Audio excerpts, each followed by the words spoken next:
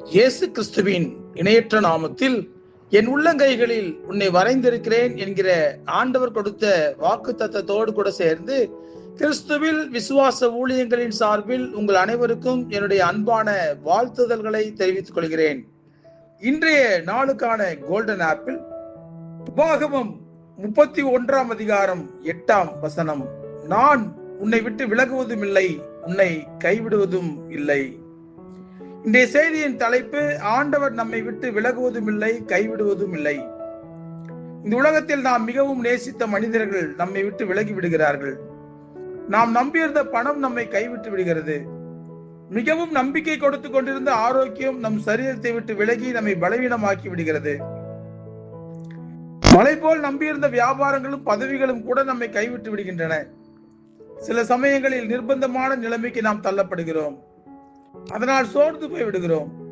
அப்படிப்பட்ட நிலைமையில் நம் ஆண்டவர் நம்மை பார்த்து சொல்கிறார், நான் உங்களோடு கூட இருக்கிறேன், உங்களை விட்டு விலகுவதும் இல்லை, உங்களை கைவிடுவதும் இல்லை, நீங்கள் பயப்படவும் கலங்கவும் வேண்டாம் என்று நம்மை தைரியப்படுத்துகிறார். இந்த வாக்கு தத்தத்தை முழுமையாக விசுவாசிப்பவர்கள் வாழ்நாள் முழுக்க இந்த வார்த்தைகளை திரும்ப திரும்ப சொல்லி நம்மை தைரியப்படுத்திக் கொள்ள வேண்டும்.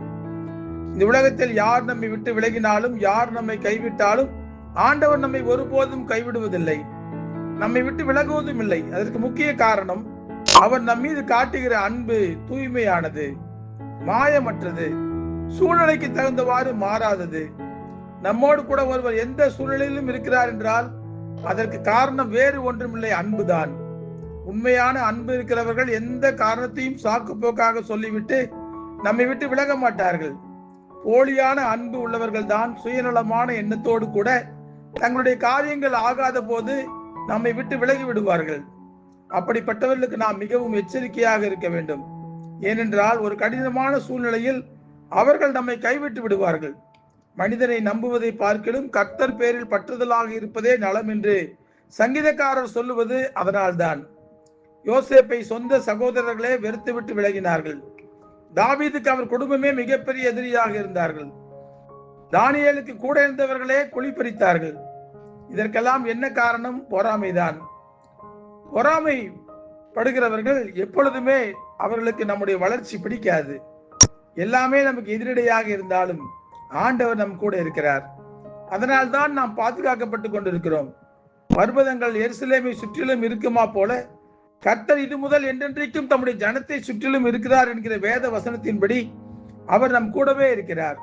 நாம் செல்லுகிற பாதையில் எல்லாம் அவர் கூடவே வருகிறார். அதுவும் ஒரு நாள் 2 நாள் அல்ல, உலகத்தின் முடிவு பரியந்தமும் சகல நாட்களிலும் அவர் நம்மோடு கூட வருகிறார். அதனால் எதற்கும் நாம் கலங்க வேண்டியதில்லை. நம்முடைய வேலையெல்லாம் ஆண்டவருடைய கரத்தை கெட்டியாக பிடித்துக் கொள்வதுதான். நம்மை உற்சாகமூட்டும் ஆண்டவருடைய வாக்கு தத்தத்தை கவனியுங்கள்.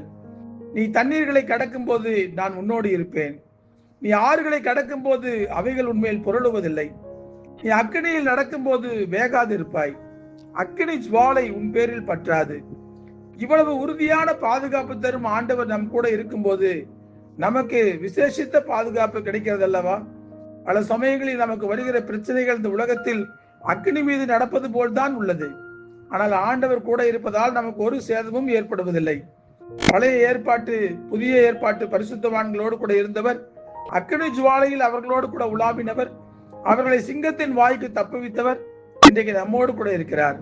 மலைகள் விலகினாலும் பர்வதங்கள் நிலை பெயர்ந்தாலும் அவர் நம்மை நிர்கதியாய் விட்டுவிட்டு வேடிக்கை பார்ப்பதில்லை. நம் கூடவே இருந்து நம்மை பாதுகாக்கிறார். எந்த சூழ்நிலையிலும் நம்மை விட்டு விலகாத, நம்மை கைவிடாத தேவனுடைய கரங்களை பற்றி கொண்டு தைரியமாக செயல்படுவோம். அவருக்காக நாம் ஊழியம் செய்வோம். ஜெபிப்போமா? அன்புள்ள ஆண்டவரே, பல சமயங்களில் நாங்கள் சோர்ந்து போய் விடுகிறோம். மனிதர்கள் எங்களை விட்டு விலகி விடுகிறார்கள், மனிதர்கள் எங்களை கைவிட்டு விடுகிறார்கள். நாங்கள் நம்பியிருந்த காரியங்கள் எல்லாம் எங்களை ஏமாற்றி விடுகிறது. ஆனால் நீரோ எப்பொழுதும் எங்களை விட்டு விலகாத தெய்வமாக இருக்கிறீரப்பா. நான் உன்னை விட்டு விலகுவதும் இல்லை, உன்னை கைவிடுவதும் இல்லை என்று வாக்குத்தத்தம் கொடுத்தவர். பிறந்த நாள் முதல் ஒவ்வொரு நாளும் நாங்கள் உயிரோடு இருக்கும் நாளெல்லாம் எங்களோடு கூடவே இருக்கிறீங்களே. உங்களுடைய அன்புக்காக நாங்கள் நன்றி செலுத்துகிறோம். நீர் எங்கள் மீது காட்டுகிற இரக்கத்திற்காக நாங்கள் நன்றி செலுத்துகிறோம். இந்த உலகத்தில் யார் எங்களை விட்டு விலகினாலும், எப்பேற்பட்ட செல்வங்கள் எங்களை விட்டு விலகி போனாலும், நீர் மாத்திரம் எங்களோடு கூட இருந்தால் அது எங்களுக்கு போதுமானதப்பா. அதை நாங்கள் பெற்றுக்கொண்டு உமக்காக நாங்கள் எழுப்பி பிரகாசிக்க தேவரீர் தாமே கிருபை செய்யுங்க ஆண்டவரே. நீர் எங்களோடு கூட இருந்து எங்களை வழி நடத்துங்க. எங்கு போக வேண்டும், எப்படி நடக்க வேண்டும், என்ன பேச வேண்டும் என்கிற எல்லா காரியங்களையும் தேவரீர் தாமே எங்களுக்கு கற்றுக் கொடுங்க ஆண்டவரே. உம்முடைய அன்பு மாத்திரம் எங்களுக்கு தொடர்ந்து கிடைத்தால் அது எங்களுக்கு போதுமானது. இயேசு கிறிஸ்து என்கிற வல்லமையுள்ள நாமத்திலே ஜெபிக்கிறோம் நல்ல பிதாவே. ஆமேன், ஆமேன்.